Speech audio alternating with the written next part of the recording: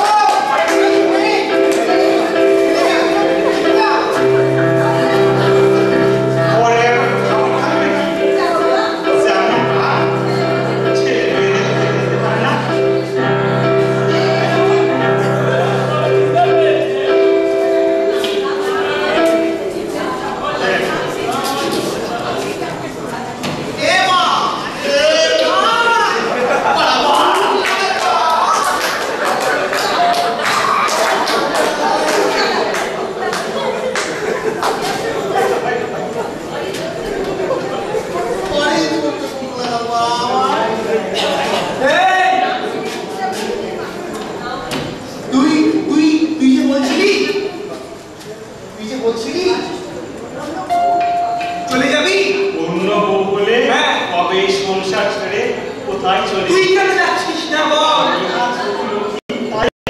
তুই নেহা সতী লক্ষ্মী সতী মানে কি কোন ইকা ভাই জানিস আর শোন তুই যদি এত সতী লক্ষ্মী হবি তাহলে তোর দুটো মেয়ে বাংলায় আর সব থেকে ছোট ছেলেটা হিন্দিতে কথা কেন বলে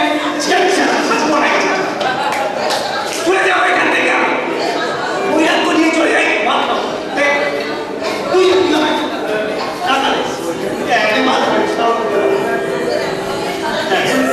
পয়সা দিবে তুই আমাকে পয়সা দিবি না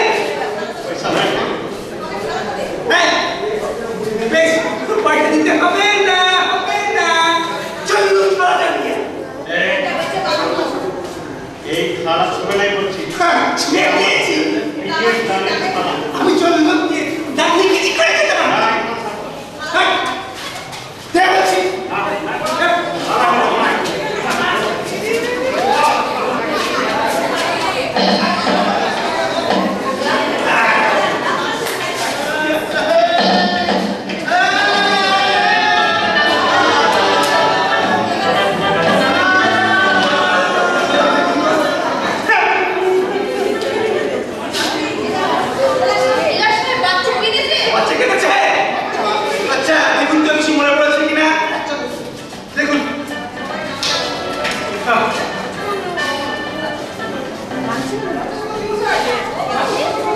দেখুন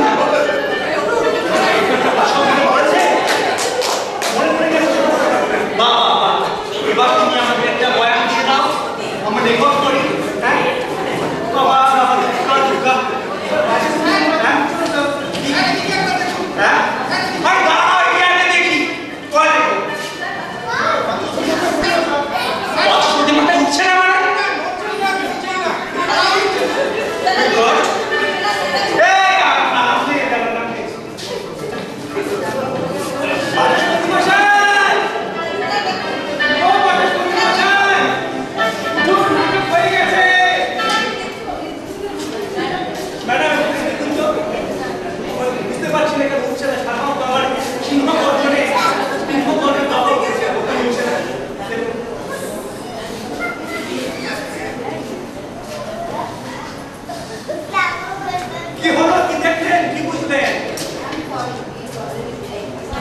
He's already dead.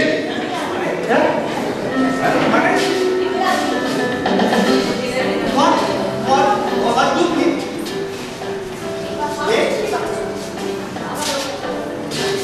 বাচস্পতি মশাই ও বাচস্পতি মশাই একটু উঠুন না বাড়ি কি করছেন এগুলো কেন জানি করছেন আমাকে ও বাচস্পতি মশাই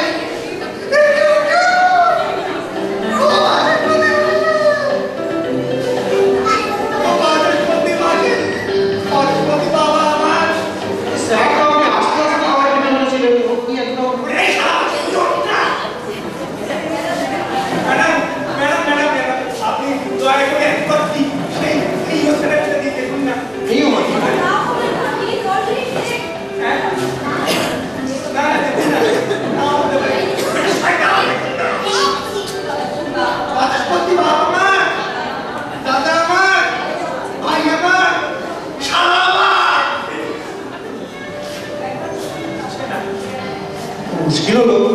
উঠছে না। আপনারা সবাই আমার দিকে এভাবে তাকিয়ে আছেন কেন? বিশ্বাস করুন, আমি কিন্তু ইচ্ছা করে বলি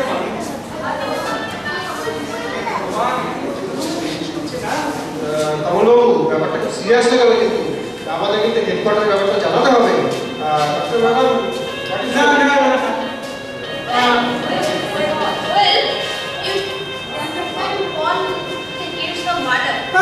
তুমি বলছেন murder. It is case of accident.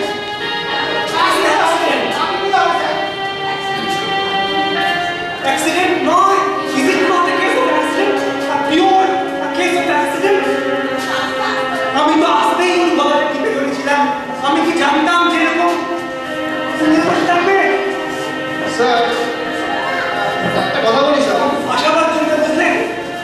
আমি জানি না অপর মহল থেকে কিছু করছি। স্যার একটা কথা বলি স্যার, আপনি বলছেন অ্যাক্সিডেন্ট, কিন্তু তাহলে তো কমন্ডলের ক্ষেত্রে ব্যাপারটা অ্যাক্সিডেন্ট হতে পারতো।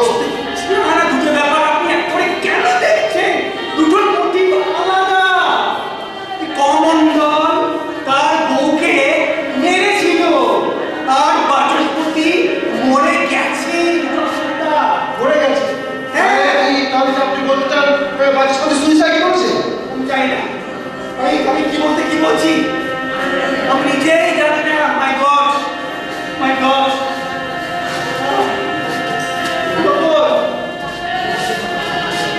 কোথায় গেল ডাক্তার? ডাক্তার লোকের জীবন দেওয়া আপনি তো গাইড আপনি আমায় কি করে বাঁচাবেন? তবে কি আপনাকে বাঁচাবে? কমন্ডল, রাইট, কমন্ডল তুমি করবে বাঁচাবে। কমন্ডল শোনো, তুমি কমন্ডল নও। তুমি কাউকে করনি। চাপারানি তোমার কেউ নয়। তুমি চাপারানি তোমাকে চেনোই না, ঠিক আছে? তোমার কিচ্ছু মনে পড়েনি। বাবা স্যার, ওকে সাক্ষী মেরে কি করবেন স্যার? একটু পরেই তো সব কথা মনে পড়ে যাবে, তখন তো আমরা ওদের বাড়িতে চলাবো। না, সেটাই তো বলছি। ওকে মনে করতে দেওয়া যাবে না। ও মনে করবে না কিছু। তোমরা ওকে কিছু মনে করাবে না। ভুলে থাক। চাপা তোমার কেউ নয়। ভুলে যাও, ভুলে যাও। ভুলে যাও।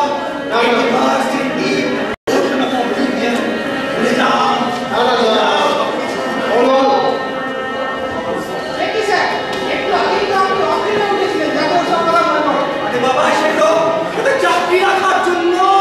এটা আমার রান্না বাঁচানোর জন্য। না না, সরি স্যার, আমাদের বক্তব্য করতেই হবে। কোনো উপায় নেই, আপনি ফোন করুন হেডকোয়ার্টারে। না, আপনার দাঁড়াকে সামিল করুন। আমি জানি আপনার দাঁড়া আমার পাওয়ার আছে, কিন্তু একটু সময়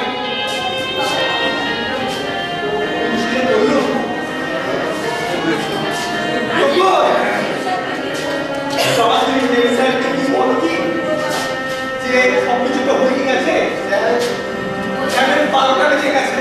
তুমি বলার বলতে হবে না স্যার, একটু ঘোরা খাওয়া হবে। চাকরি করো তোমাকে আমি একটা বোঝা।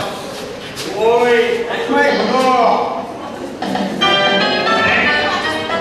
কার কণ্ঠস্বর?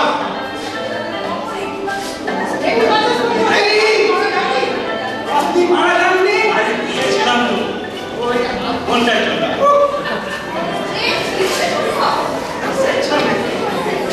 জ্ঞান সম্ভব হবে না। আমি যেতে গেলাম, জেনারেল সাহেব আমার গলাটা জোর করে চেপে ধরেছে।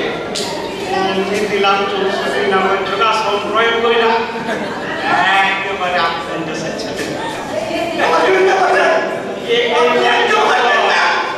ইচ্ছে করে কি তুলে তুলে আপনারাই 35টা দাঁত না 28টা দাঁত ওটা আমি তুলে ফেলে দিই। একদম আসবে না। অনেক ভয় পাই দিয়েছেন। আপনি অনেকক্ষণ ধরে আমার এই ডাক্তার ঘরে আছেন। এবার আমি দিন ভালো ঘর দেখতে বলে কাছে দেবেন। কিছু মনে করছি না স্যার, কিছু মনে পড়েছে, দেখাই দেবে। মনে পড়েছে?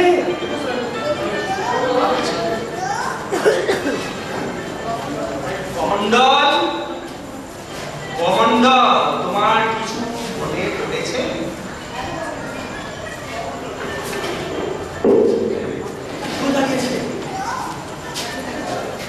বাবুরা আমার সব কিছু মনে পড়তেছে। কি মনে করছে বাবুরা আমার একটা সোনার সংসার ছিল, তারপর ঘরে সুখ ছিল, শান্তি ছিল।